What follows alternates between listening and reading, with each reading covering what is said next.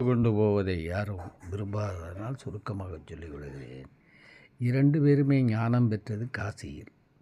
இவர் தந்தை பாரதியாருடைய தந்தை பெரிய பஞ்சாலை முதலாளியாக இருந்து, அதாவது பணக்காரராகவே இருந்து, அது தீப்பிடித்து எரிந்ததனால் ஏழையாகி படிப்பதற்கு கூட வாய்ப்பில்லாமல், வசதி இல்லாமல் தன்னுடைய அத்தை வீட்டுக்கு காசியிலே சென்று நல்ல பல நூல்கள் கற்று பல நூல்கள் கற்று அனைத்தையும் வேதம் சாத்திரங்களை கற்று ஒரு முதிர்ந்த, ஆனால் அவரும் பட்டம் பெறவில்லை. எந்த டிகிரி பட்டம் பல்கலைக்கழகங்களும் அவர் படிக்கவில்லை அல்லது படிக்க முடியவில்லை. ஆனால் மிகப்பெரிய மொழிக்கடலை, பல மொழிக்கடலை, பன்மொழி புலமையை பெற்று ஞானம் பெற்று காசியிலே இருந்து வந்தார்.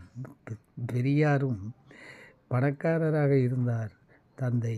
அதனால் ஏற்பட்ட சில மனக்கசப்புகளால், அதுவும் ஜாதியின் காரணம்தான், அங்கிருந்து வீட்டை விட்டு வெளியேறி காசியிலே சென்று கஷ்டப்பட்டு பிச்சை எடுப்பது போன்று பல சூழ்நிலைகளை எல்லாம் அனுபவித்து தந்தை பல அனுபவங்களை பெற்று ஞானம் பெற்று அவரும் திரும்பி வந்தார். இவர் பெற்ற ஞானம் விஞ்ஞானம், அவர் பெற்ற பாரதி பெற்ற ஞானம் மெய்ஞானம். இதான் வேறுபாடு. மற்றபடி 2 பேருமே ஒரு வியப்பாக இருக்கிறது. ஞானம் பெற்ற இடம் காசி. ஒரு கால் காசியில் போனால் ஞானம் கிடைக்குமோ என்று நம்புகிறவர்களுக்கு இது ஒரு நல்ல எடுத்துக்காட்டு என சொன்னேன்.